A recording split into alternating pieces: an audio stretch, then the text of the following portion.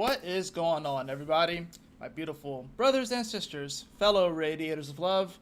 My name is Jamal Pope, aka J Phoenix, and this is going to be your weekly astrology horoscope. It is Cosmic Convergence, the weekly astrology horoscope. This one is going to cover 10 days, actually. So we're going to cover July 31st through August 9th. So actually Wednesday to Friday.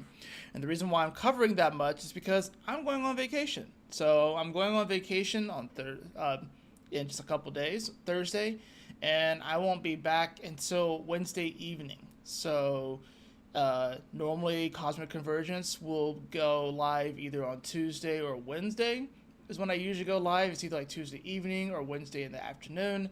But since I'm going to be driving back on Wednesday and I want to kind of give myself a day to like kind of just chill and rest, I'm going to make this one a little bit longer. So like I'm going to cover from Wednesday all the way to Friday.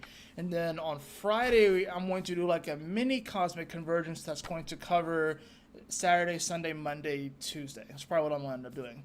So this one's going to be a little bit longer as far as the amount of days that I'm covering, although it still might be within the same time frame. But instead of covering the normal 7 days, I'm covering about 10 days in this one. You guys probably will still see me pop in here and there on my vacation. I'm not going to do any dailies. I might just do like a couple of vlogs or something like that.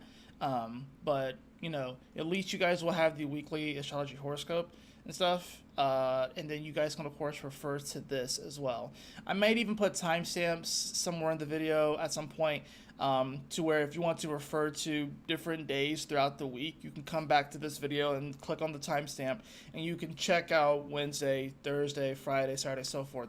So I will still make a daily video for Wednesday and I will still make a daily video for this Thursday.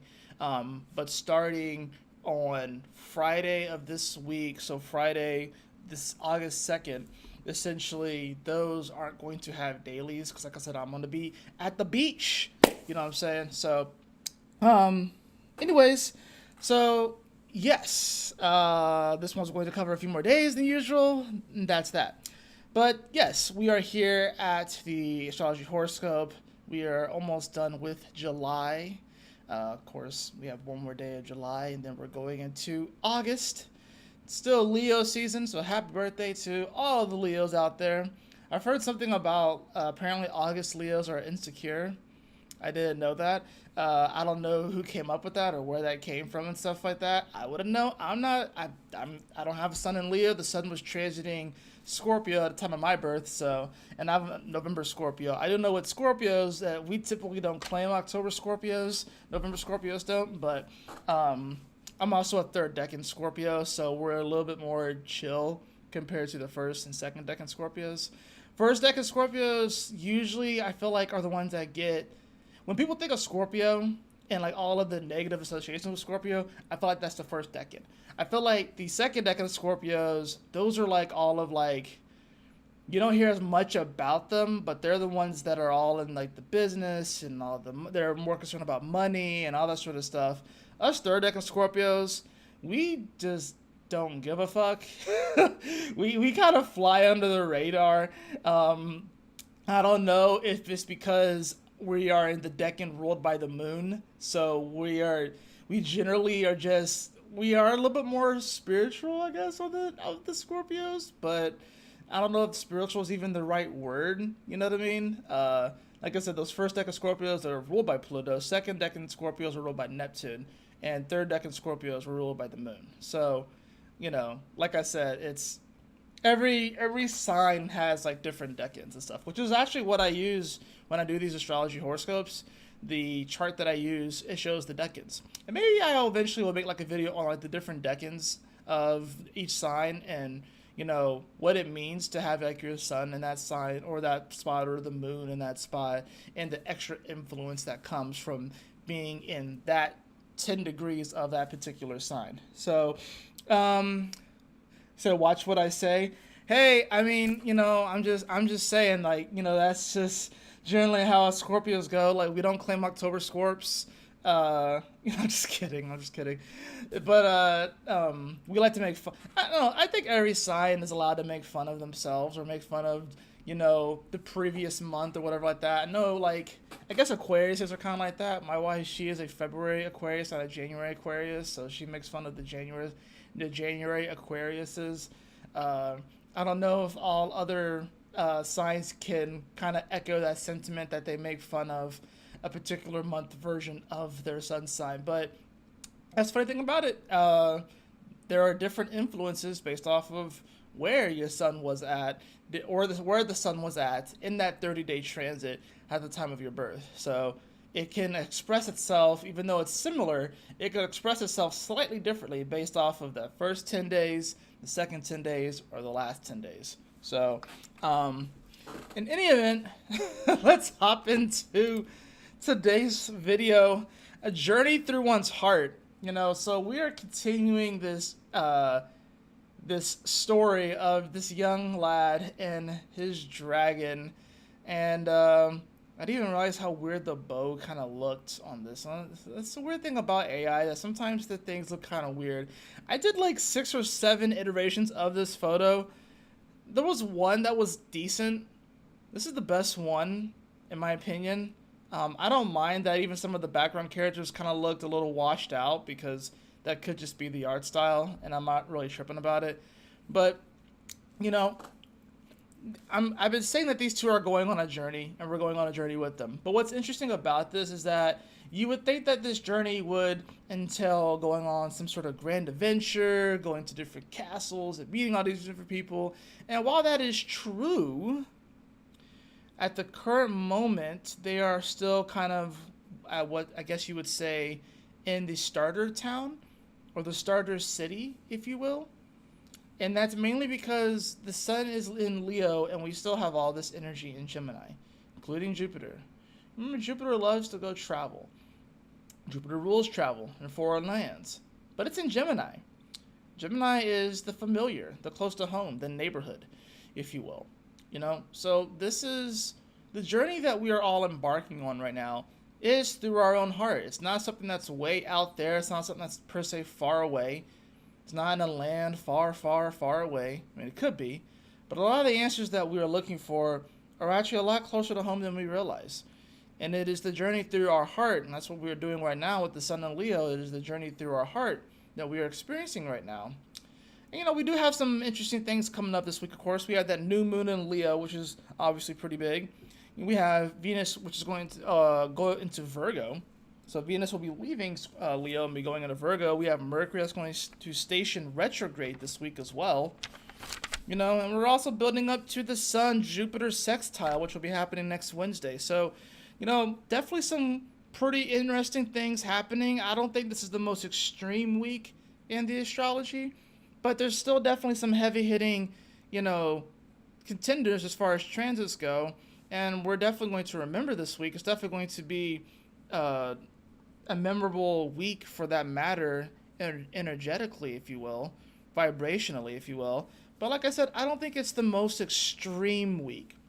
So it can help to put things in perspective. And I think the main perspective that we're going to start to come into, especially with the new moon in Leo, is what do we want? What does our heart want?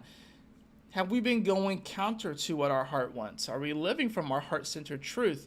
Or are we living in some sort of mental paradigm, more than likely constructed by some other person that we don't know, and we're kind of going along that particular journey or line and not really living up to what we truly want from our heart-centered truth?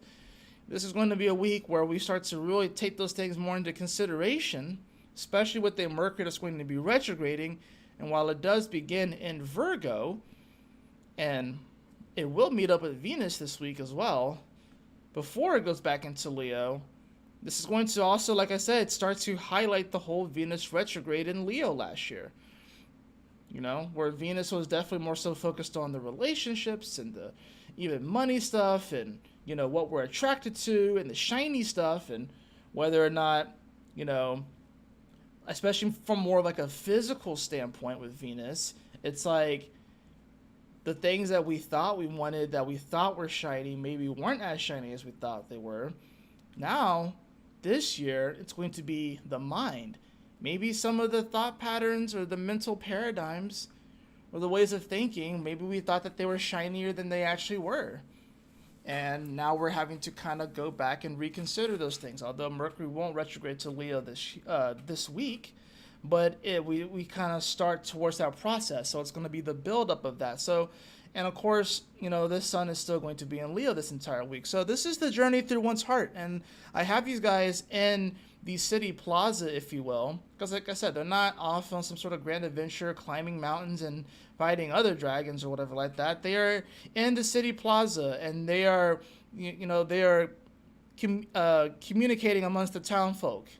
You know what I'm saying? He's probably some character that is very, very playful, and a lot of people in the town probably know him and stuff, and he might get into trouble here and there, but his heart's in the right place, and he has this dragon, and dragons are very rare in this world, but he's like, screw it, I'm going to bring this dragon with me, I don't care what anybody thinks.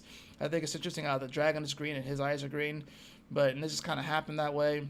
And maybe some people may be concerned about the way that he is expressing himself, but other people also can acknowledge his bravery, and I think we can kind of, have a journey, if you will, that kind of parallels to this, where it's like, we can be so worried about what other people think and stuff, and we can be so worried about expressing what's really in our heart, thinking that other people are going to drop us out of their lives and not care, and maybe that's the case, but it's about being authentic. It's about living from your heart-centered truth, and if other people don't really get that, well, that's on them. You know what I mean? So you can't really always be worried about what other people think. And this Mercury retrograde is especially starting in Virgo, where it's going to be at and stuff, and it's not going to quite oppose Saturn and Neptune. It's not even going to get close. Thank God that we're getting the Mercury retrograde before that. I can only imagine what happened if we got the Mercury retrograde after that, after the opposition. We're going to get it before. That's a good opportunity for us to kind of go back to the drawing board a little bit and actually really start to ask ourselves through the true questions. Kind of ask our heart, all right, what do you want? Who am I? What do I want? What invigorates me in the morning? What inspires me? What motivates me? And these are the things that we're going to be asking ourselves, and I think these are things we've probably been asking ourselves for a while, but especially gets highlighted this week. So let's go ahead and hop into it. Let's see. Sorry, this is what happens when you take on a position of leadership at your job. So even when you're off, people text you and ask you questions and stuff like that. So, that's really crazy. Hold on.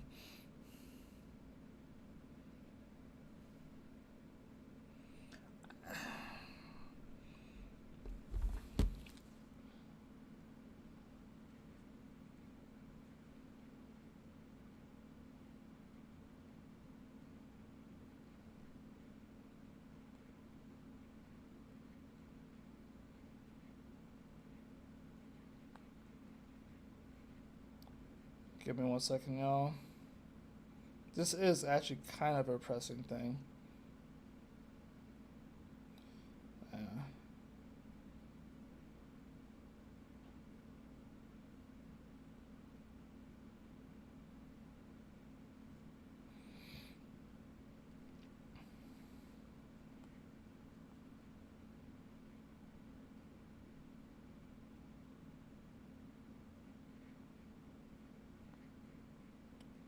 Yeah, this is what happens. Sometimes you just take on different roles, whatever like that, and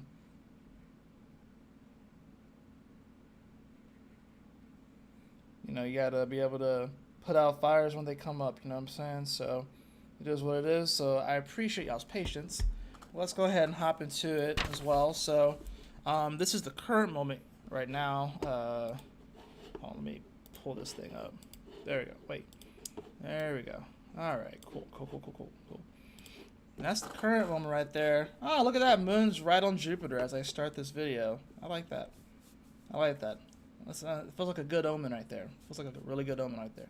It's gonna be a good transit talk. It's gonna be a good cosmic convergence.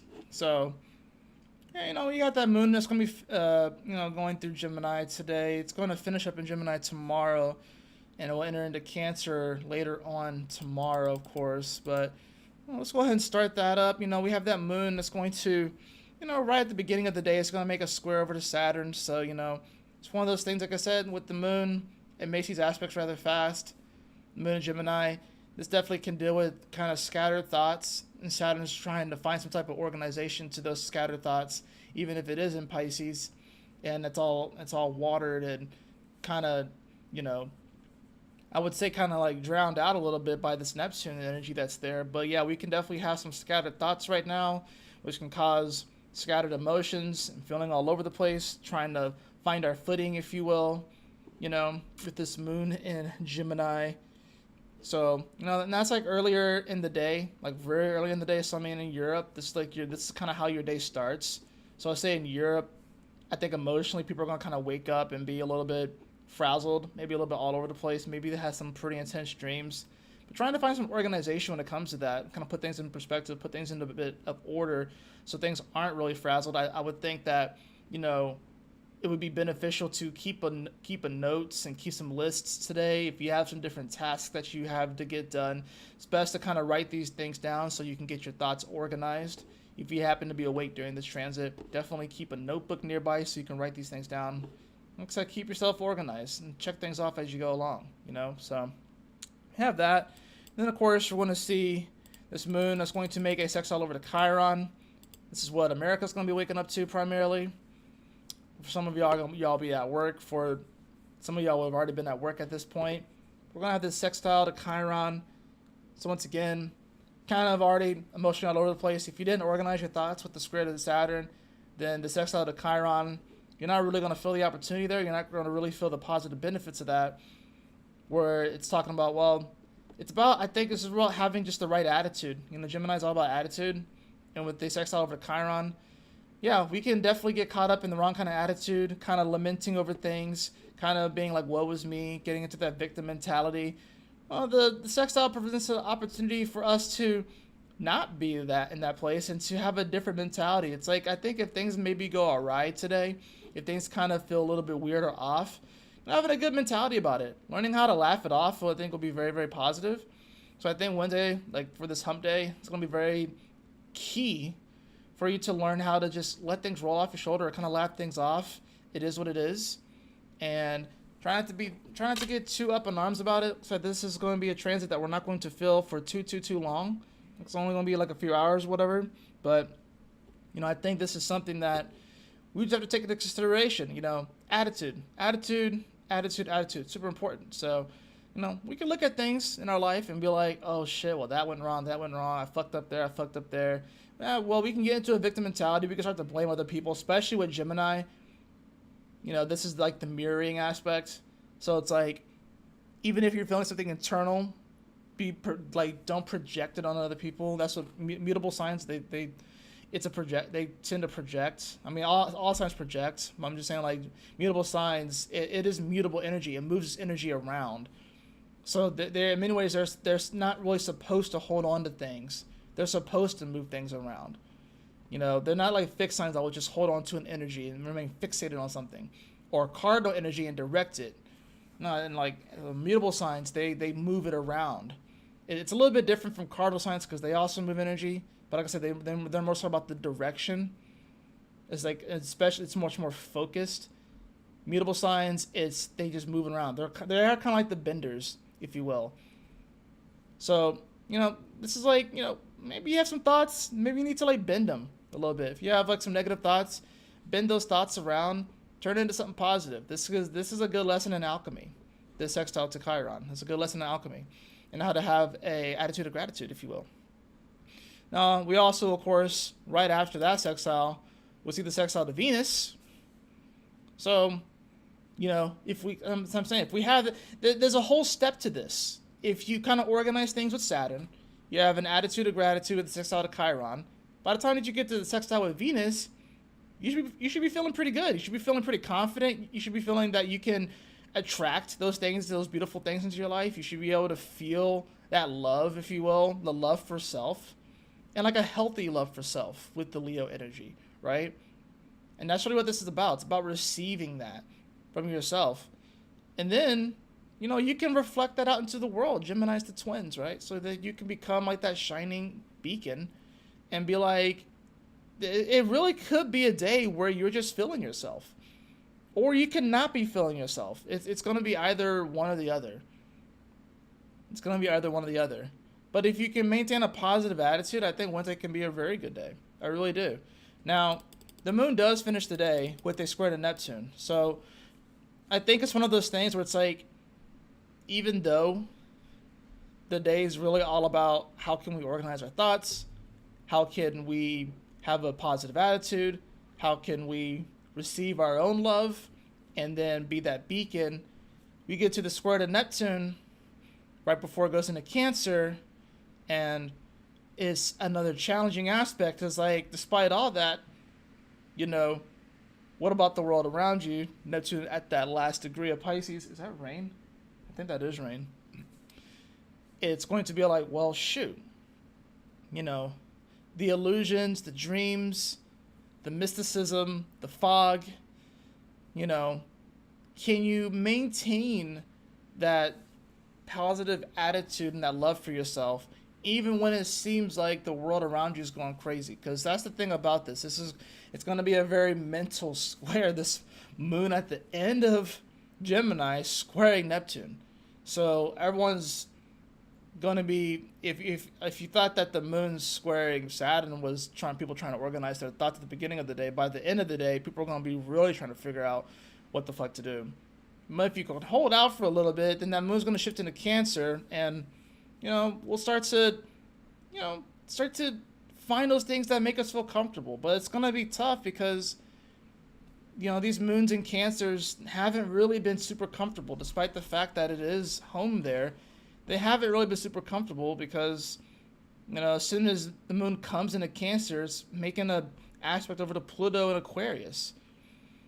So, in an awkward aspect at that. Now, it's not opposing anything in Capricorn, but it still hasn't really necessarily been the easiest, these moons and Cancers. We got to also remember that we're not going to get, I don't think we're getting a full moon in Cancer this year. So we got a new moon, but we're not going to get a full moon in Cancer this year. That's not until next year. So that's the weird thing about it. We didn't get a full moon in Cancer at the beginning of the year when the sun was in Capricorn, and we're not going to get one at the end of the year when the sun's in Capricorn. So no full moons for 2024. So that means that we don't even get like a release point of the things that maybe make us feel uncomfortable, or the things that we need to release when it comes to Cancerian energy. We don't even get the release point of that. We get an entire year of not. So that just means that this entire year isn't necessarily meant to be comfortable. But it's about how do we grow through that and how can we find comfortability in uncomfortable situations. So I think, Wednesday, like I said, it's one of those days where it's like we had to kind of maintain a positive attitude throughout the day. And that even if things come up, we know that we love ourselves so much that we won't allow ourselves to fall victim or fall prey to external influences that will want to have you feeling a certain way, thinking in a certain way, being down on yourself or whatever like that. That you can be your own reason, your own motor for going. You can make yourself happy. You can make yourself, you can bring your own energy up. You don't have to wait for anybody. You can do it yourself. You know what I'm saying? So that's kind of, Wednesday going into Thursday. And we'll see. Now, these 2 days are kind of interesting because, like I said, it's a lot of build-up energy. It's not really other planets making aspects to each other, but we have, like, build-up energy. We have Venus building up to a quincunx with Neptune. We have it building up to a sextile with Uranus. We have Mercury building up to its retrograde, right? So we have this Sun, Jupiter sextile building up throughout the week. So these first 2 days, Wednesday and Thursday, is really just the moon making aspects as far as like exact aspects go.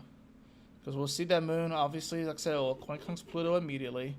But then as the day progresses, we'll see the moon make a square to the nodes. Right? So this moon is going to square the nodes here at 8 degrees.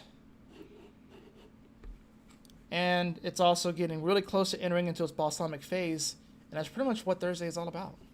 It's the square to the nodes, which of course does kind of bring up kind of like these interesting moments of fate whenever the moon does make these squares, and then of course it enters into that last 30 degrees before the new moon. So it enters into this balsamic phase. So it enters into the 12th house to the sun. So this is a Cancer 12th house that we're going to be dealing with. It's Cancer 12th house moon to the sun that we're dealing with. And a new moon that will be occurring at 12 degrees. So what's interesting about this is that the first 10 degrees of Leo, of course, are included in that. And which is why I feel like this is why it's the journey through one's heart and how we have to kind of get basic about it. We have to kind of go back to the basics.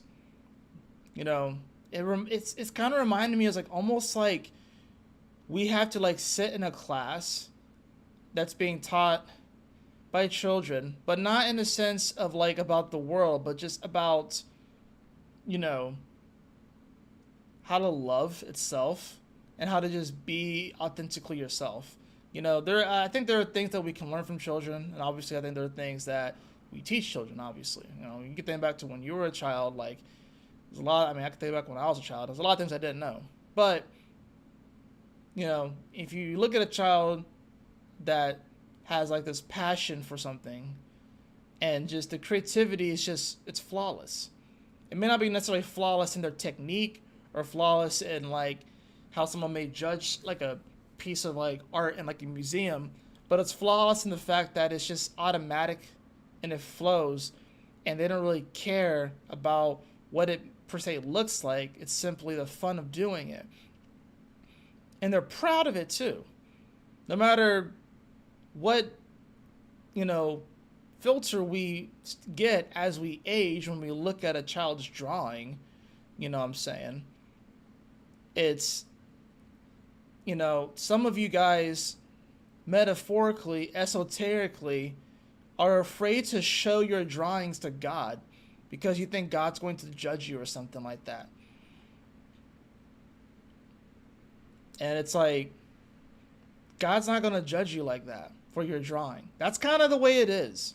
You ever had a child that showed you a drawing and then you throw it up on the refrigerator?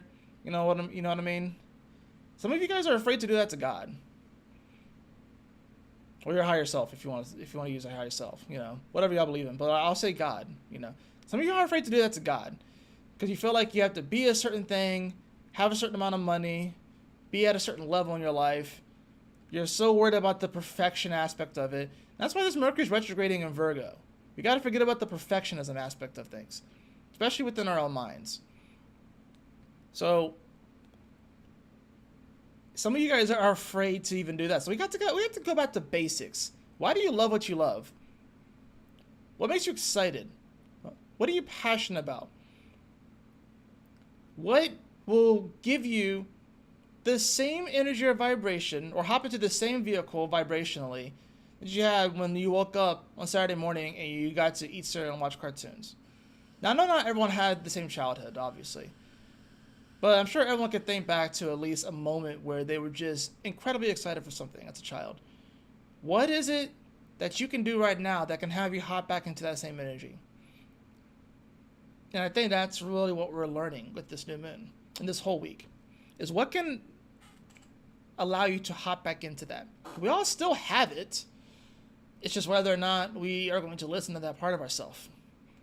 So this could be a week, especially, like I said, 12th house moon to the sun, balsamic moon.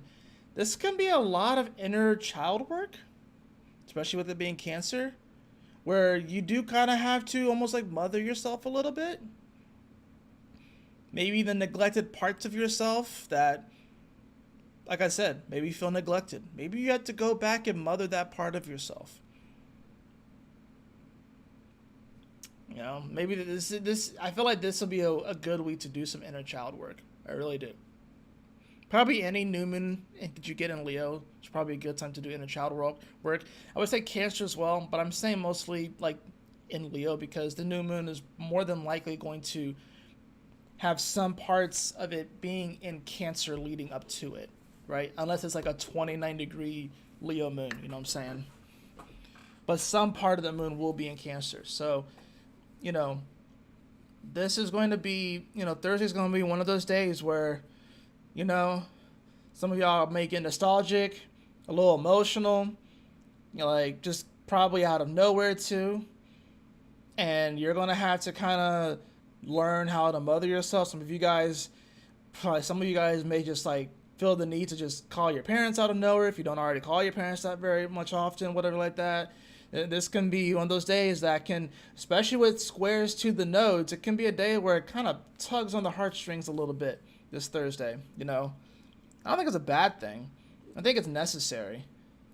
But I do think it's interesting that we don't get a full moon in Cancer this year. So the other part about this too is that the moon's going to be opposed Ceres at this time. And Ceres is all about nurturing. It's like a sickle, and it's about harvesting, but it's all about nurturing as well. But it's in Capricorn. So it's like we have to learn how to nurture ourselves even when we are adulting and doing the things that we have to be responsible for. We have to find a way to nurture ourselves through those hard moments. We have to find a way to nurture ourselves when we're climbing the mountain and, it's just us, or there's not many people there, or we don't have the immediate access to our mom or our father or whoever loved one it is that took care of us when we were growing up. We don't have immediate access to them. Or even right now, like for me, I can say that's my wife, right? You know what I mean? So it's like, yeah, like I take care of business when I have to take care of business.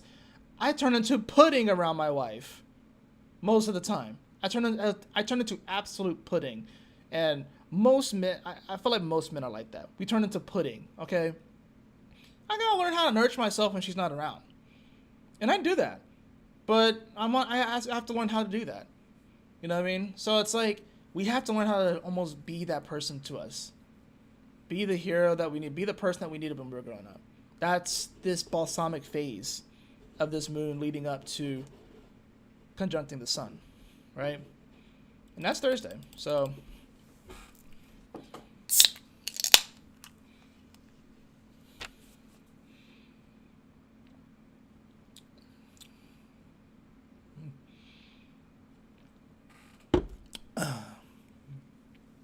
not a sponsor. They're not sponsoring me.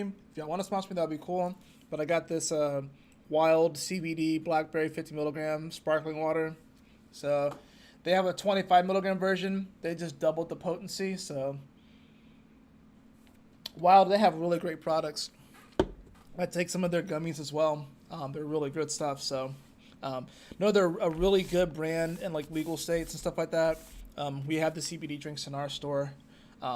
I know that their THC gummies are really, very popular, but their CBD stuff is fantastic, especially their pear gummies. It tastes so good.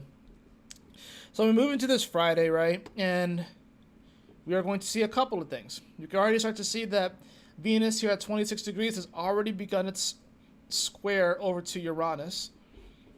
And of course, we're going to have this moon. Excuse me. We're going to have this moon make a trine over to Saturn to start off the day. So it's going to trine Saturn. It's going to square Chiron. We're also going to see Mars make sextiles to the nodes and trine the south node. And of course, like I said, this Venus is going to be squaring Uranus. So I think Friday is probably one of the bigger days of the week. Wednesday and Thursday, the energy's kind of building up. And then it kind of crescendos into the Friday, if you will. Interesting enough, like I said, even though we're getting closer to that new moon, we won't see that until like early Sunday.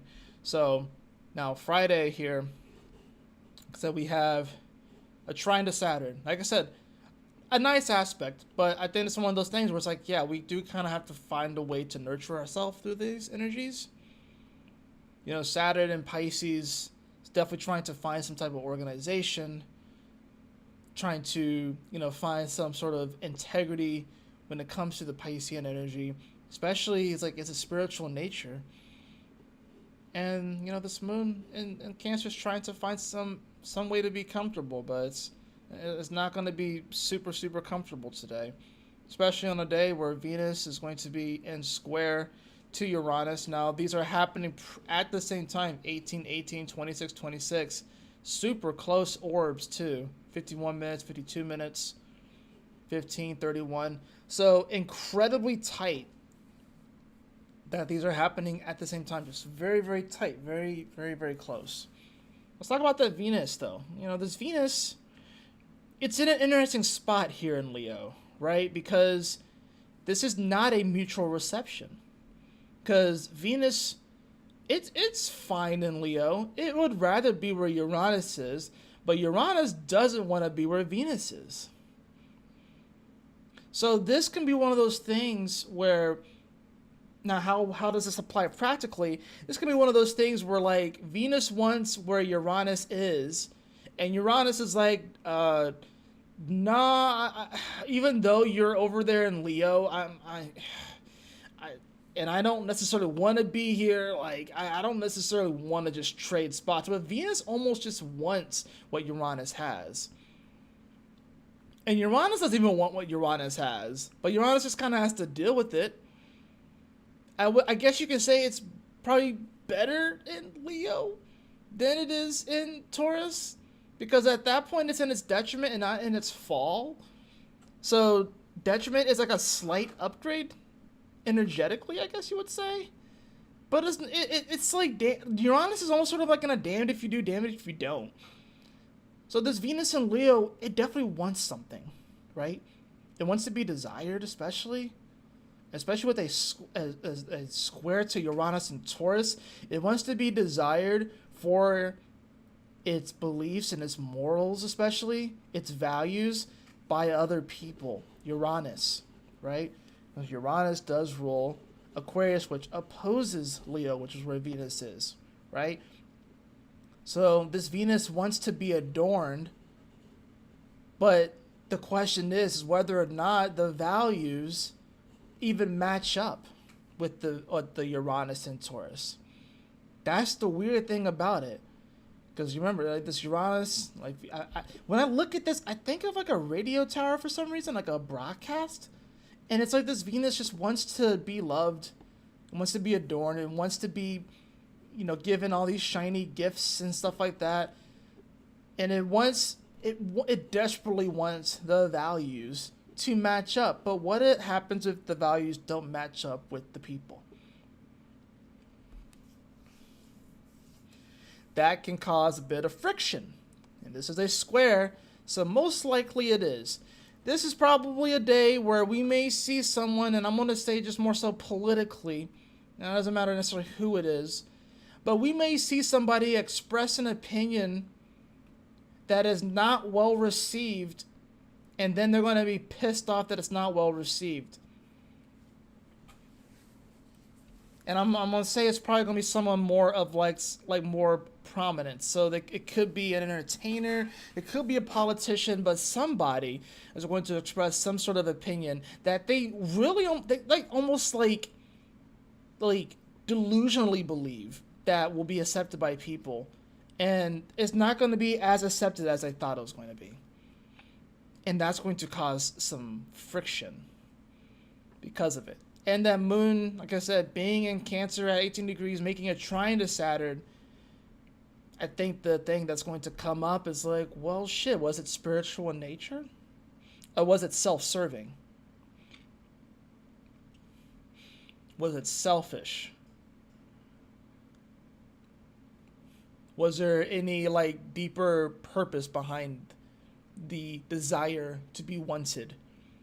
This could also be where someone puts themselves out there, like, romantically, and they just get completely fucking, like, shot down.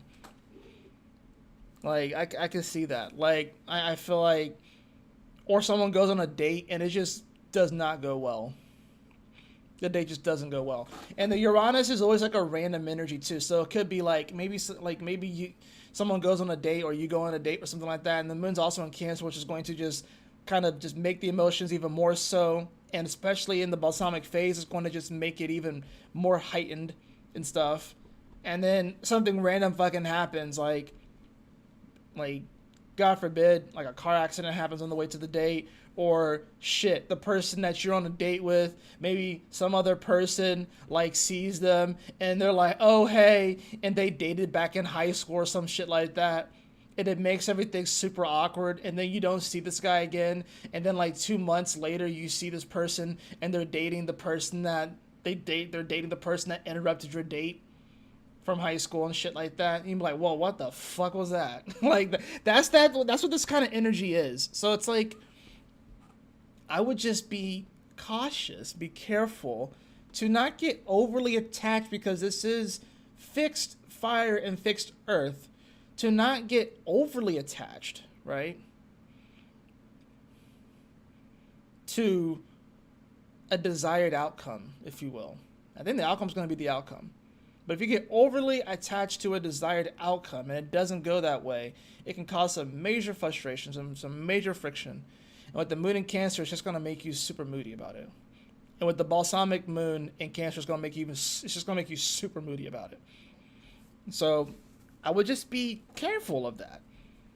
Now, Mars is going to be an interesting spot because it is in Gemini and it is sextiling the North Node and it is trining the South Node. That's why I say a lot of it could be relationship stuff. You know what I'm saying? That's why I'm saying like Friday's gonna be an interesting day. You like seriously, you may ask someone out on a date, and even though the date will probably happen later the day, you may ask someone out on a date, and something weird is gonna happen with that date. I'm just gonna be honest. Something weird is gonna happen with that date. Either like the food is gonna be fucked up, or like maybe the waiter spills water on you or something like that, or like they see someone from their past. That's that South Node in Libra making the trine over to Mars and Gemini. Like, something weird is going to probably happen. But I think it's one of those days where it's like, especially I just feel like someone prominent, famous is probably going to express some sort of opinion and feel like they're going to be adorned by people, and it's probably not going to go exactly the way they thought. The broadcast, whatever they put out, it's not going to go the way that they thought. It's just not going to land. It's not going to land. You know, that's okay. You know, I think we have to just, like I said, we have to learn how to not be overly attached to the outcome or what the desired outcome is. So now we will see the moon also make a square over to Chiron. You know, and then that's the whole thing too. It's like that's what makes the whole thing weird. Like, I think the thing probably won't pop off until later in the day when Venus is coming off of the square to Uranus, but people will get into their feels because the moon is going to square over to Chiron. And then that's when people will start to really get into the feels about this. You know, so I think it's one of those things where you just kind of like want to be careful, be on the lookout, you know. Like I said, try not to get overly attached to the outcome, but things are already going to be rather sensitive because there is there's a vibration of rejection, I feel like, that's bruised on Friday, of rejection, of people maybe feeling like they're not good enough. And I think, like I'm saying, like, for how this could apply in your life, it could be like you being unafraid to show God your drawing that you want them to hang up on the metaphorical fridge, you know what I'm saying? Because you feel like you're going to get judged for it. And that can simply be you expressing your creativity and doing a thing that you really love to do and want to do, but you're afraid of what humans think about it, that you're forgetting about the spiritual aspect of it. You're so worried about what humans think. What about what God thinks? Right?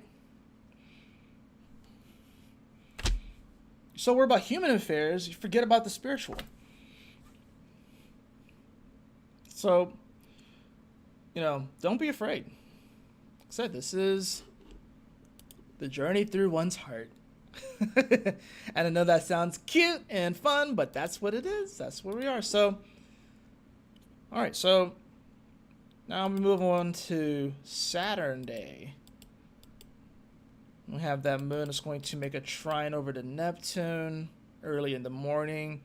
We'll see it enter into Leo and then oppose Pluto immediately. And that's pretty much what happens on Saturday. It's not much else that's happening, exact aspect-wise.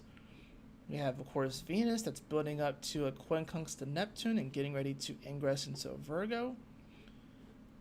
We have, of course, the Sun getting ready to sextile Jupiter, but we'll see a new moon. So this new moon will be in sextile Jupiter, which I think is a beautiful thing. I love it, even though Jupiter is in detriment in Gemini. I think it's an awesome thing that we're going to have that sextile. So Saturday is going to be a day where we want to make sure that we're keeping things light. I mean, I know it's going to oppose Pluto, but that's early in the morning. So once we get past that, it's about having fun. It's about being free. It's about feeling liberated. It's about expressing oneself. It's about love, joy, happiness, delighting in life, being grateful. That's all. That is Saturday. It's like, can you feel it? Can you feel the love?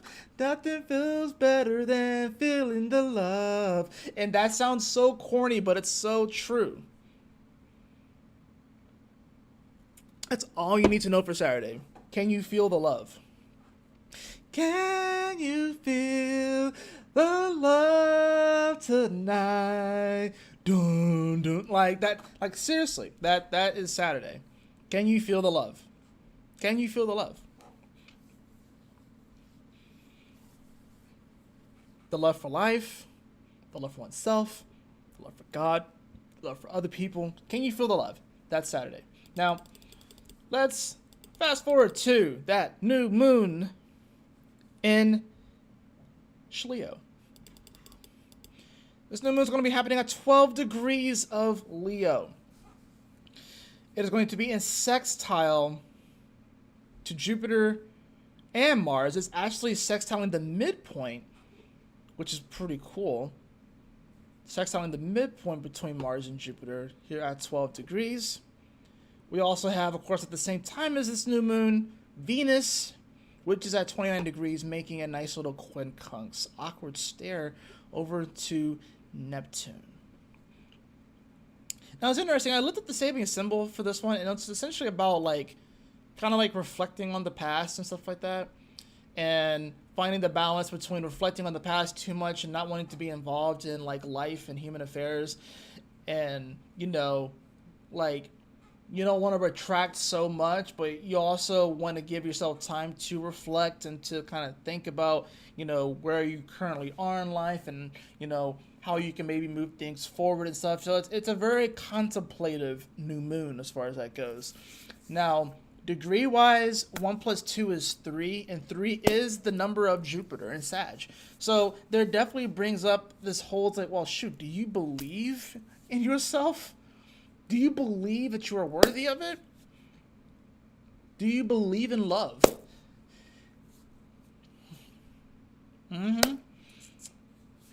So that's the thing about this. You know, it's like, do you believe in yourself? Do you believe in love? Do you believe in yourself? This is about the journey through one's heart.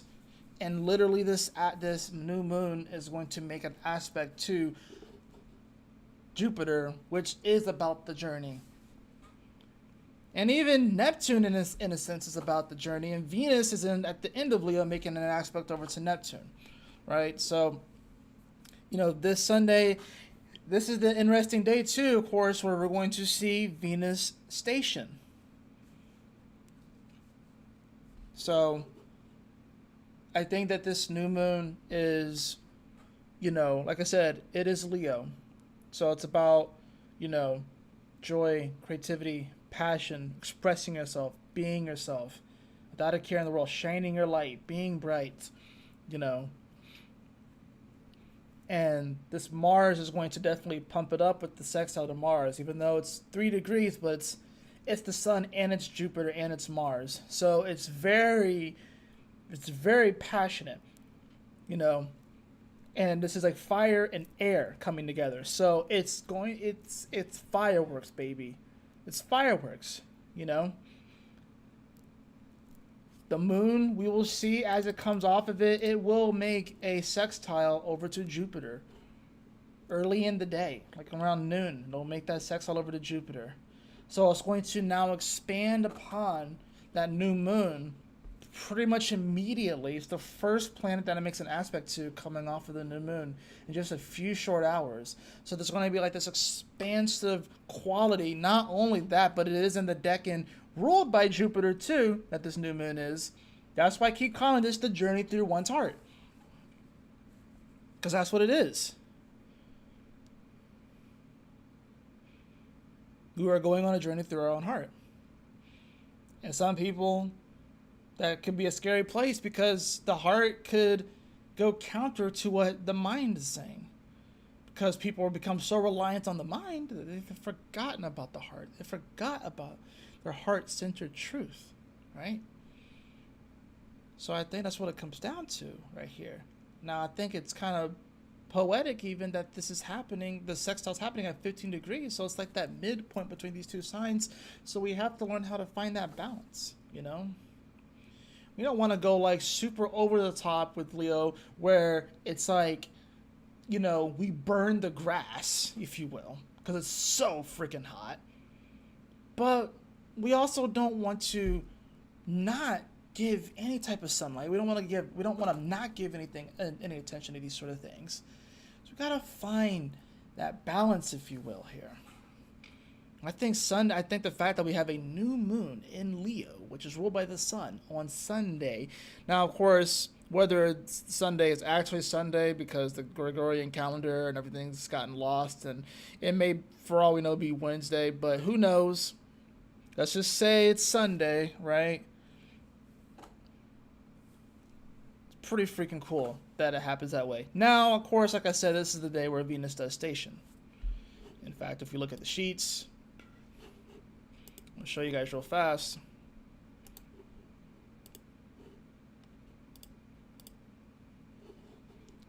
Look at the sheets. Mercury has stationed. So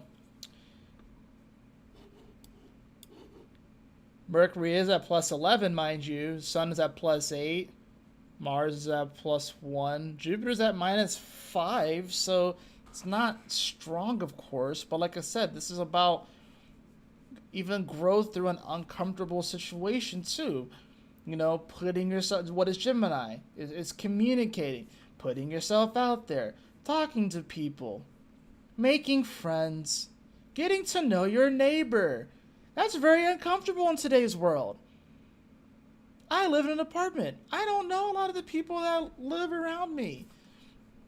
I barely know the dude downstairs. I've only seen the people up there go to their car here and there.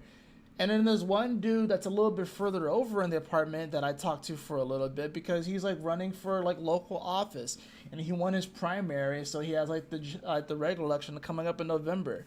Other than that, I don't know anybody in this freaking building. It's my own fault. It's everyone's own fault, but that's just kind of like no one knows their neighbors anymore. At least here in America.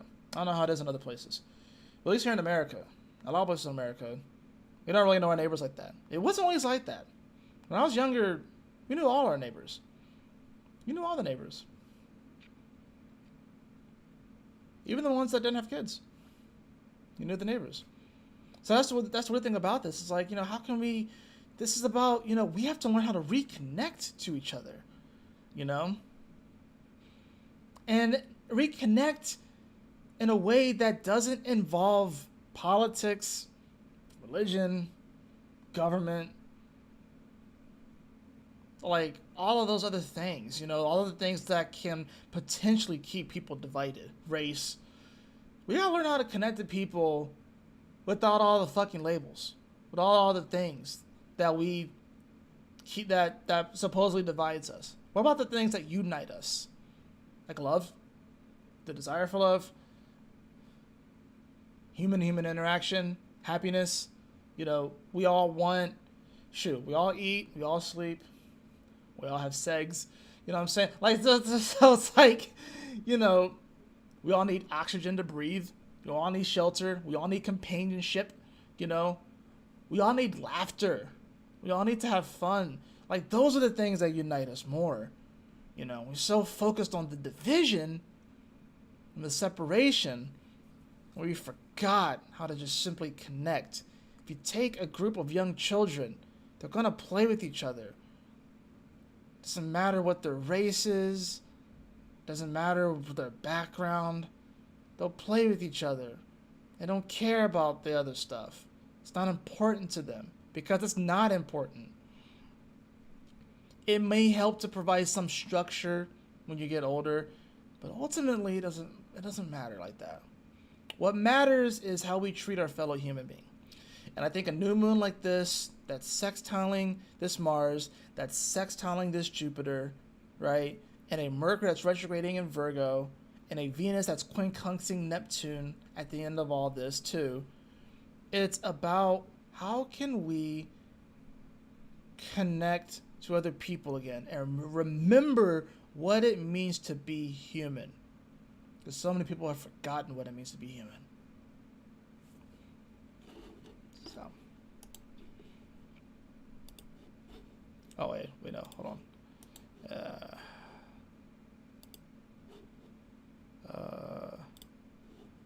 Okay, cool. I think that's what I wanted. Back to that. Yep, there you go. Okay, cool. So, we have that new moon, of course, like I said. You know, we have that Mercury that's going to station. We have Venus that's going to quincunx Neptune. And, of course, this Mercury is also going to make a quincunx over to Saturn. You know, so might bring a little bit of awkward energy into it. It's like, okay, that's cool. Well, yeah, we can definitely live more in our heart space and feel more from that place. But, you know, how can we take it to the next level? You know, Saturn's still trying to organize things and navigate these waters, these rather choppy waters, especially with Neptune here at the end, and Venus making that quincunx over it. So we have a double quincunx of Leo to Neptune, but it does make it very mystical in a sense. If we can actually like start to live from our heart-centered truth, and we can actually see what's actually possible. Because that's the beautiful thing about an aspect like this. We can start to see what's actually possible. And realize that we don't have to be confined to a previous understanding or a previous mindset about what we can do. This is that moment where you can feel really inspired to really do something, to make something, to do a project, to create something. And even though it may feel awkward because, yeah, maybe you have to improve, maybe you have to get better, maybe there is some challenges, maybe there are some growing pains, but you remember why you're doing it and you just have fun with it. This is like, you know what? I'm going to write that book. You know what? I'm going to start that YouTube channel. You know what? I'm going to start making music. You know what? I am going to go for that dream job. You know what? I am going to ask that person out. And yeah, I'm not fully polished. I'm not perfect. I'm a little rough around the edges, but damn it, I'm feeling the love, so let's go for it. And allow that energy to carry you through. You know, that's not to say there's not going to be challenges or difficulties, and there's going to be days where you want to quit. There are going to be days where you want to quit and throw in the towel. We all have those days. That is perfectly natural. Just because you feel the desire to throw in the towel, just because you maybe even go for something or you make a decision, because Saturn's about decisions too, just because you make a decision and you feel a little bit sad about the decision doesn't mean it was the wrong decision. It doesn't automatically make that decision wrong if you feel sad about a certain decision or upset about it. Maybe there's just a version of you that thought that was going to be the right way to go. Allow that emotion, feel that emotion, and then allow it to pass. And try not to attach a preconceived notion or preconceived outcome to it, and then get super upset if it doesn't go exactly that way, you know? So, yeah, this is about, you know, going for it. Go for it. Go for it, beloved, because you're worth it. You deserve it. Go for it. You know, that's what this whole new moon is about. So, now, we're shifting, of course, into Monday. I know this is going to be a little bit of a long one. We're already hit the hour mark, so I still have several more days to cover. I still have Monday, Tuesday, Wednesday, Thursday, and Friday to cover. So hopefully, I know I spent a lot of time on the first little bit, but it's okay. I'm having fun with this. So we're going to see that moon on August 5th. We're going to see it make a nice little trine over to Chiron. Remember, this is going to be earlier in the daytime. In Europe, you guys will be waking up to this. Or you guys will, well, I mean, America will be waking up to this. Europe, this will be like in the middle of your morning. This nice little trine. So I'd say for you guys, it's about loving yourself, even with the weirdness, even with the quirks, even with, and I feel like for y'all, it's going to be like, because I think America is a big cultural melting pot, but Europe is also a massive melting pot of culture. So I think it's about loving yourself, even with all of the intricacies in the culture there in Europe and stuff like that. It's going to feel a little bit awkward because Chiron is in Aries. And even though this is a trine, Aries is still the planet of war. So it's like, how can you love and accept and embrace yourselves despite the fact that it does feel like Europe is kind of at war right now? That's what it feels like. Even if it's isolated in certain areas, it does kind of feel a bit crazy, Of course, we do have the Olympics going on. When do the Olympics end at? Let's see, hold on. How long are the Olympics? What is the final day? 18 days, so it goes until August 11th. That's a pretty long Olympics, actually. So it's going to end on Sunday, August 11th. So this is going to happen kind of like in the middle of it. And the Olympics are generally a time, too, when the world tends to chill out a little bit more. People tend to, make their truces during that. And then people start to fight. It's like, oh, my country did better than your country and shit. So, but yeah. So I think that's kind of the interesting thing about this. It can bring some healing. Chiron is the wounded healer. We forget about that. It is meant to heal your ass. Or your head. Especially being here in Aries, right? So don't let your ego get in the way, I would say, of the healing. So, but you do have, or don't let your ego or your identity get in the way of being able to connect with someone from the heart space. Now, we're going to see, of course, that moon is going to make a square over to Uranus. So this is kind of highlighting the Venus square Uranus, which, of course, at this point, Venus has entered into Virgo by the time that this moon does make a square over to Uranus. So Venus is now in its detriment. It's not happy. Makes a quincunx over to Pluto. So kind of makes Monday a little bit of an awkward day. Not to mention Mercury retrogrades. So Monday's gonna feel like a Monday. It's gonna be Mondays might feel like a little bit of a drag. That moon's finishing up in Leo, still feeling the love and the excitement or whatever like that. It's about to come over Apollo, so it introduces even more warlike energy, although I feel like it's, especially right now, it's more like Olympic Games type still, so it's, I guess that's like kind of the positive thing about this, but, I think Monday is going to be kind of one of those days where it's going to be like, it's definitely going to feel like a Monday. Venus now, it's like, oh crap, now it's got to get its shit together in Virgo. It's got to be organized in Virgo. It's not just about, it's Venus goes from being adorned to working in the fields in Virgo, collecting the wheat. It's not fun. Like Venus can't wear heels in the, Venus can't wear her heels in the fields to try to collect this wheat.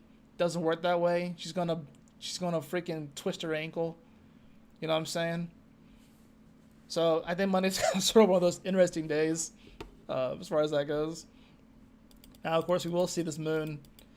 It's going to finish up in Leo, and then, of course, it's going to move into Virgo, and it's actually going to conjunct Venus on this day as well. So we will see by that evening, that moon is going to come on top of Venus, and that's coming one of those moments where we're going to be feeling more into the Venus energy, and it's going to be amplified, and we're going to be like, we kind of had our fun with the Venus and Leo, and the Sun is still in Leo, but there's some work to be done. And I think that's the whole thing about Venus and Virgo. It's like, there's some work to be done. If I really want to, because Venus is all about the reception, how we receive things. So if we want to law of attract and receive these things into our life, there's some work that's got to be involved. It's not enough that we're beautiful, because that's what Venus and Leo was concerned about. Venus actually has to do something now. So I think that's the thing about this. It's like, we've gone through this journey through our heart. We're going through this journey in our heart. The Sun's it's still building up to the sextile to Jupiter, so we still have some positive aspects coming. But it's like, now it's like, okay, now we do have to put in a little bit of work. We have to put a little bit of effort in.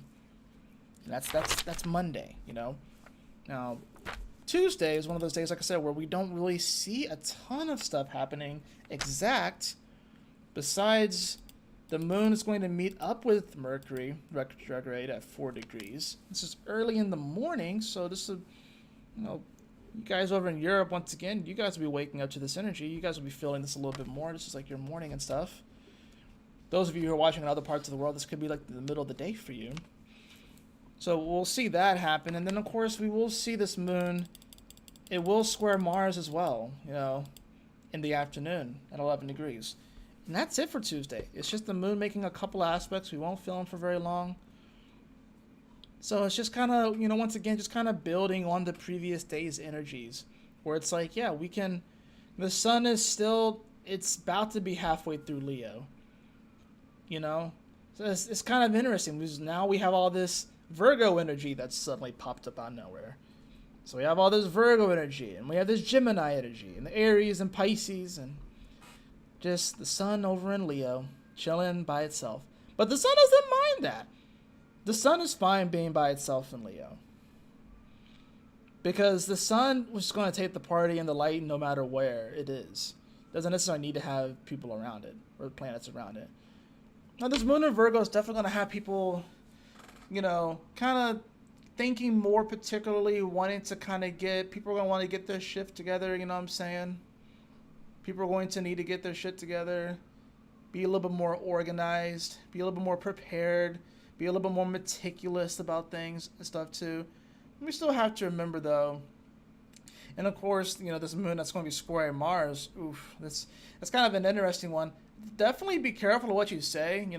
I think Mercury retrograde too, a lot of people are going to be reneging on things that they said before, like going back on things, and like this first little bit of the Mercury going through Virgo is probably going to be the apology tour.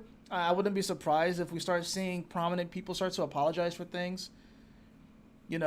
Apologizing for, I didn't know, or this or that, especially once the moon comes over Mercury.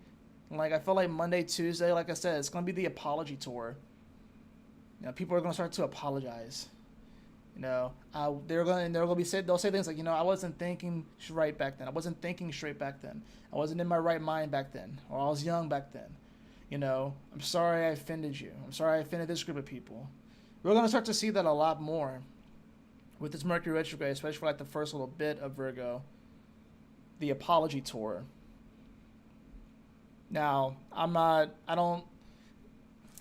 one to say where it's like, people should apologize or not. You're going to do what you're going to do. But I also think people are also going to form their opinions regardless if people apologize or not. So I don't know really what good the apology tour is. I would say for you personally, this is going to be one of those things where we have to learn how to forgive ourselves. You know what I'm saying? And to, like I said, don't get too down on yourself if things don't just feel perfect, or if they are perfect or whatever like that. We're all works in progress. You know what I'm saying? And I think it's one of those things too. Like I said, Venus can't wear high heels in the field. Venus is going to have to get over that and actually probably put some boots on or something like that. But she'll feel good once she's actually like. That's the thing too. You got to be better prepared. Like, Venus can do better work in the field wearing the boots than the heels, and then have a better harvest. You know what I'm saying? So it's like, you got to forgive yourself. If you felt like you were using the wrong equipment or had the wrong attire on to do certain things in the past, metaphorically speaking, you gotta forgive yourself for that. And that's what it is. We all make mistakes, right? But just so long as you acknowledge that and you kind of grow from it, forgive yourself and just move forward. And that's really what Monday, Tuesday is about. It's like learning how to move forward. So now we come into Wednesday, and Wednesday is a little bit more of an interesting day. It's a little more of an interesting day. We can already see that the sun has hit 15 degrees, so it does begin to sextile Jupiter, right? We're going to see the moon on Wednesday make an opposition to Saturn at 18 degrees. This is happening while the sun at 1523 is almost exactly sextiling Jupiter at 1530. So I think this is, like I said, one of those things. This is one of those moments where we kind of have to emotionally mature, especially in Virgo and opposing Saturn retrograde in Pisces. There's an emotional maturation that has to come here. Now, the beautiful thing about this is that we have the sun that's sextiling Jupiter. And yeah, Jupiter is not super comfortable or happy in Gemini, but it sure is happy to make a sextile over to the sun. This can help Jupiter to see on the bright side of things. This can also help people to connect in great ways, in fun ways. This can help people to see the adventure in their community and their local neighborhood. This can be a very great thing this Wednesday. We can really connect with people, but there is an emotional maturation that comes here. That yes, you actually have to talk to people. You actually have to speak to people. You can't be afraid of others. You know what I'm saying? You can't just hermit up. And you can't be afraid to say the wrong things. Because I think that's the other part about the Mercury retrograde and Virgos. That everyone's going to be afraid to say the wrong things. And everyone's going to be hyper particular about their language. Hyper particular about their language. And with Venus edging even so closer to Mercury, this can be a time that is ripe for disagreements or miscommunications within relationships. And you don't want to get caught up and start to blow things up in relationships that don't need to be blown up. This can be, especially with this moon, like I said, by the time that they come together too, because they will conjunct on this day, it's like, yeah, they conjunct at 3 degrees, and by the time that the freaking moon gets to it's about to oppose Neptune, but doesn't quite get to the opposition with Neptune. It will trine Uranus, but we'll see, like I said, Venus and Mercury are very close.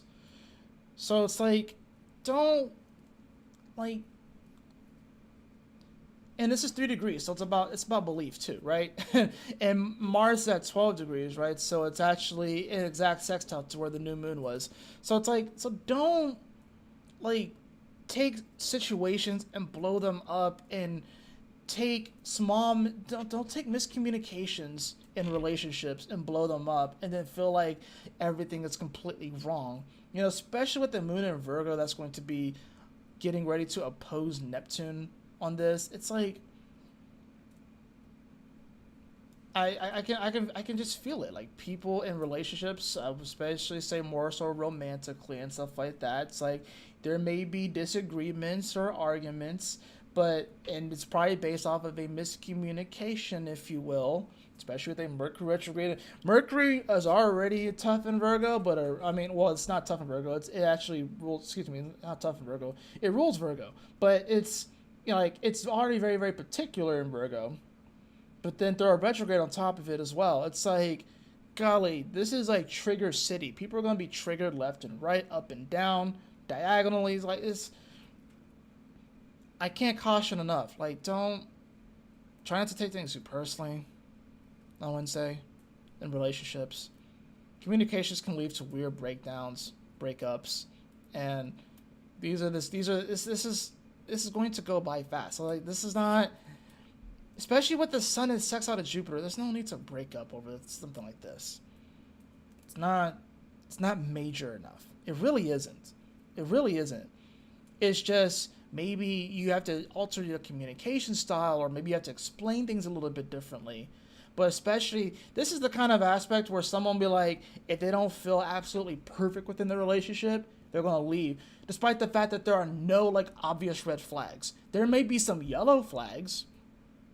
I don't think any relationship has 100% green flags. I don't think every relationship is without their red flags. But for something like this especially too, unless there are like clear red flags, and you know deep down if it's a red flag or not. But unless there are like clear red flags, there's no need to like overthink this. But people are going to overthink this. They're going to overthink it. They're going to overthink it. You know, that's the weird thing about it. And they're going to get very, very particular about things. And people are going to get triggered. So, just be wary of that on Wednesday. Now, going into Thursday, we'll see that moon trine over to Uranus. Of course, that's going to happen very briefly. And then we're going to see this moon shift into Libra. Venus is going to come off of the conjunction to Mercury. Sun is, of course, coming off of the sextile to Jupiter and is building up to a nice little quincunx to Saturn, as is Jupiter's building up to the square with Saturn. So Thursday's an interesting day. We'll see it, of course, oppose Neptune with Juno. And that's the other part, too, about this is like, you really, this Thursday, like you said, like Wednesday going to Thursday, you really don't want to like, when the relationships, especially, when Juno is about relationships, about marriages, and about commitments, don't overthink it. Don't overthink it. Do not overthink it. Do not overthink it. Do not overthink it. Do not overthink it. Try not to take it too personally. Breakdowns in communication can happen. Doesn't mean that you have to throw the whole relationship away. You don't have to throw the whole relationship away. Now, Thursday, it's a long one. I appreciate you guys, like, just, you know, bearing with me and getting through this. You know, I know we're at an hour 17, whatever like that, but I want to get through Thursday and Friday. I want to just make sure that you guys get like at least a little bit of a nugget for each day. Some days I know I spend a little bit longer on it than others, but I just want to make sure that you guys are prepared because, like I said, I'm not going to make a daily, and the next cosmic convergence isn't going to happen until like later next week. So now that moon's going to move into Libra, make a nice little trine over to Pluto, and there's not really much else it's doing, to be fair, on this day. So it'll be with Black Moon Lilith. It'll be with the nodes, you know. So it's going to conjunct the South Node at 7 degrees with Black Moon Lilith and oppose the North Node. So that's going to definitely provide some spice. Like I said, maybe a blast from the past. And Black Moon Lilith, it may look exciting or enticing, but that's what I'm saying, like based off of like what happened on Wednesday and Thursday, you don't want to like, or what happened on like Tuesday and Wednesday, you don't want to go into Thursday. Like, this is the kind of energy where someone has an argument with their significant other or their spouse or something, and they get mad, they get upset, and then they go sleep with some random person and fuck it all up. Especially because of South Node and Black Moon Lilith there. They just fuck it all up. You don't want to do that. So don't fuck it all up. Straight up. Like, if you're in a relationship. If you're not in a relationship and you're dating somebody, you can still fuck it up by kind of doing the same thing. Maybe jump the gun. Maybe not giving the person a second chance on the date. And then you realize, or like, maybe they give you the ick on something, and then, you know, you do realize a little bit later, it's like, oh, wait a minute, maybe I should have given them a chance. But you went ahead and already effed around with someone else. And then that chapter closes, and bam, oh, well. And because it's South Node and Black Moon Lilith, this is definitely a blast from the past. So please do not sleep with your exes. Please, for the love of God, do not sleep with your exes. Don't do it. Because this energy is ripe for it. Venus is still within close proximity to that Mercury retrograde. Do not sleep with your exes on Thursday. Just don't do it. It's not a good idea. It's never a good idea, really, but don't do it, especially on this one. That's Thursday. Now, going into Friday. We do have the moon. It's going to make a nice little trine over to Mars. Y'all hear my cat in the background? We're going to have this moon make a nice little trine over to Mars here at 13 degrees. This moon in Libra is definitely looking to find some balance and some harmony. Connection, if you will. Maybe even some justice. You know? And it's going to also trine Jupiter, right? At 15 degrees, right? And it's also going to sextile the sun at 17 degrees. So this moon makes really nice aspects on Friday. I think it actually is kind of like the perfect end to a week, which kind of sees its ups and downs as far as the energy goes. And like I said, nothing that's like majorly intense, but it's like things that we can make more intense. But I think this is, you know, this last little bit with this moon in Libra, you know,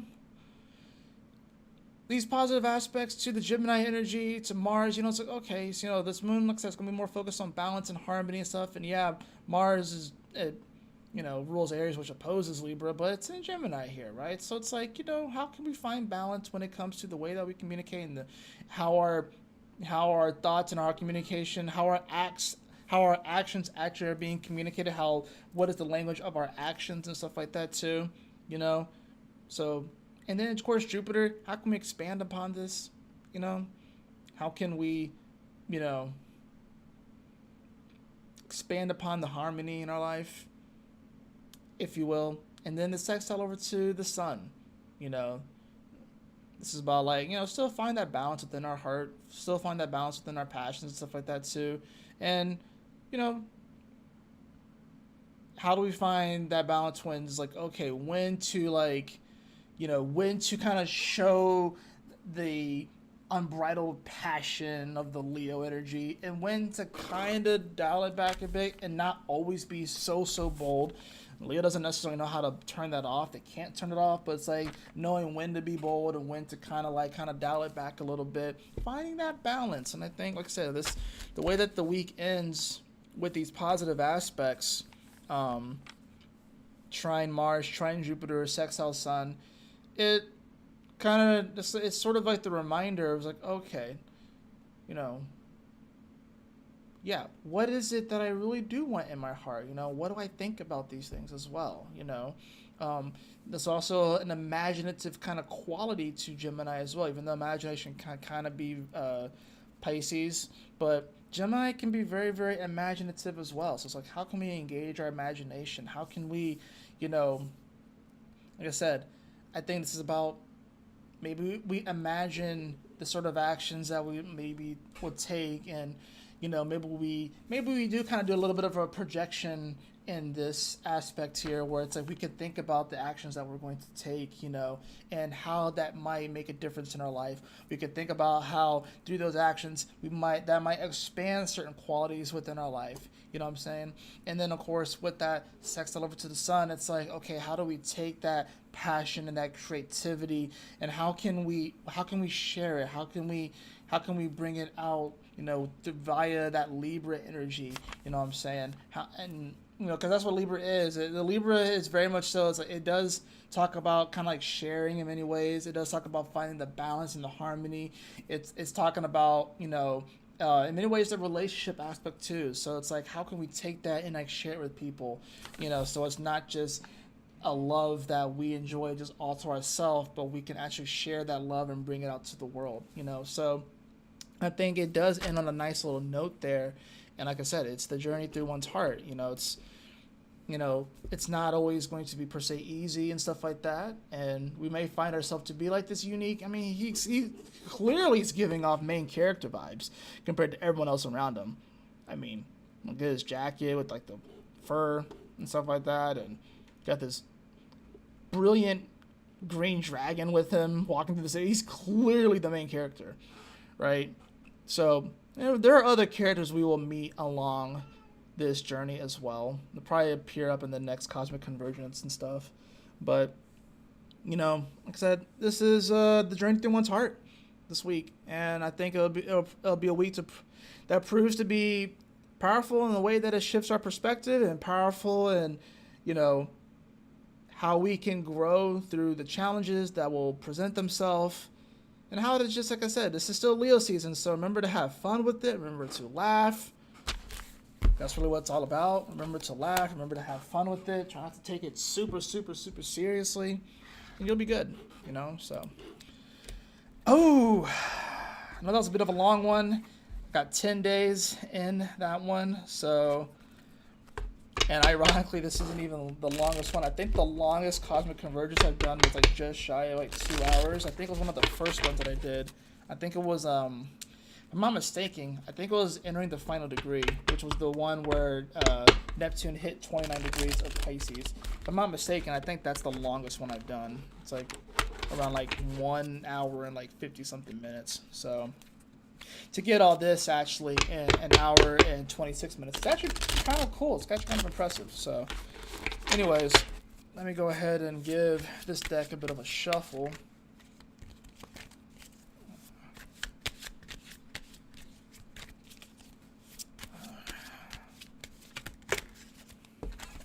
I got the Six of Wands. Six of Wands here. I kind of like this card because this card, at least in this deck, it doesn't really show anyone else. It just shows him. And it's like, he doesn't look like super excited to have achieved victory and stuff. I think it's really more so of like just kind of like the confidence that we have through just the actions that we take, just knowing that we have the ability to do something, not feeling like we're an imposter. So it's like, some people may be feeling like they have like imposter syndrome is kind of really high right now in the collective, but it's like confidence really does make a difference, you know. Let's see what else we have. That's definitely a nice card to start this off, though.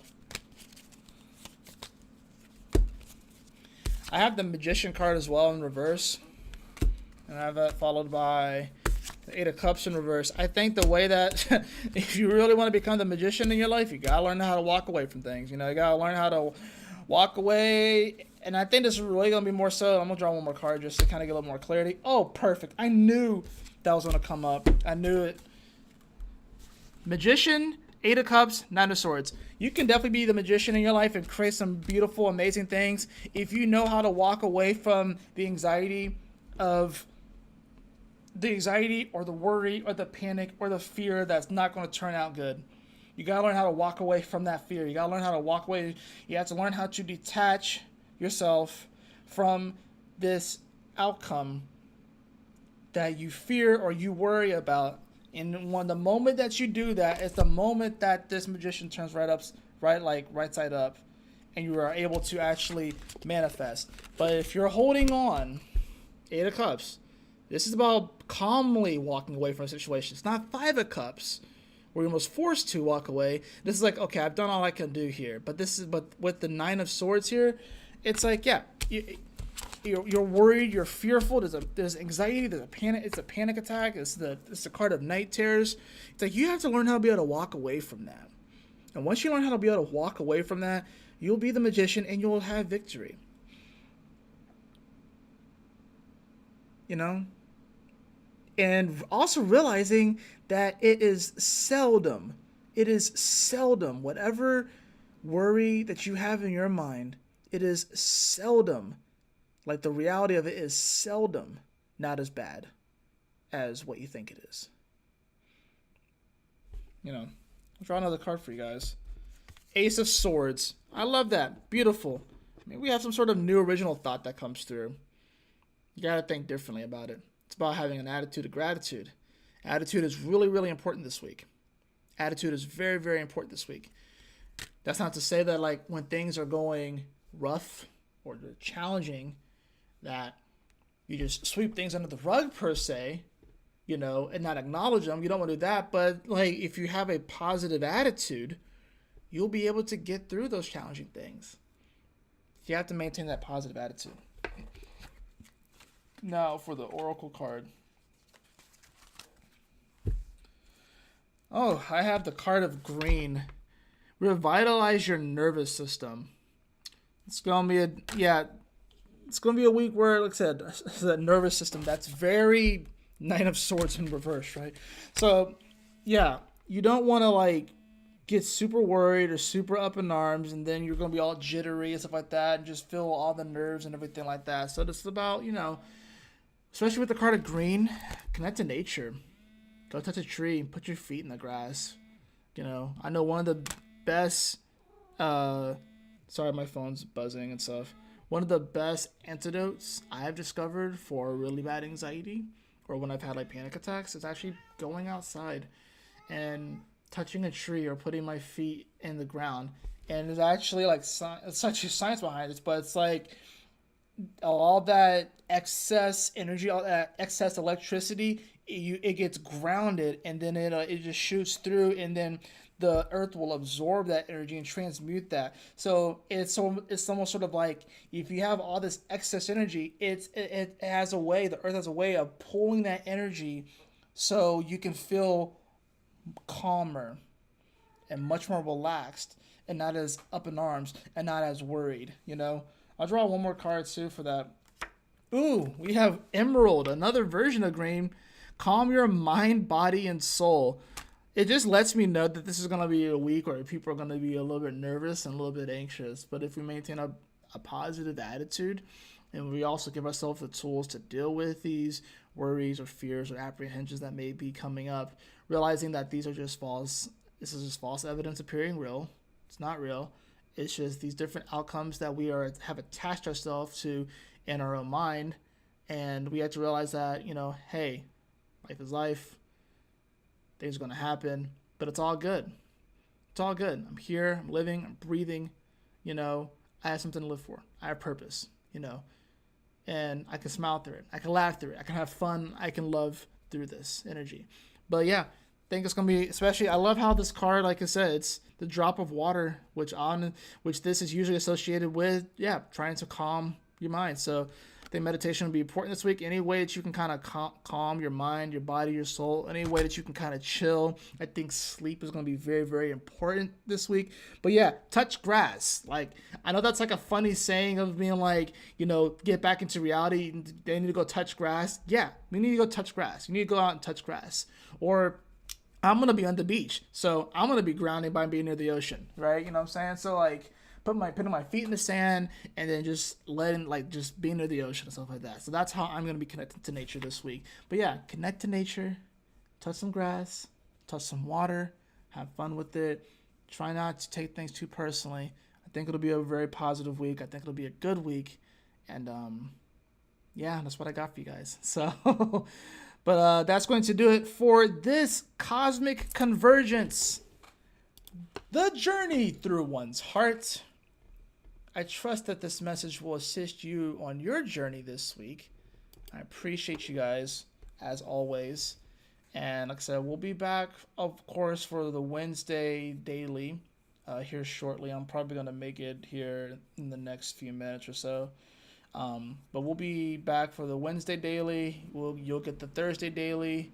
And then after that, you won't get another daily until next week. But like I said, I'll probably pop in here and there on my vacation, potentially just doing like quick little vlogs and stuff like that. But I'm just going to give myself a little bit of a break, stuff like that, But like I said, I'll probably still pop in here and there.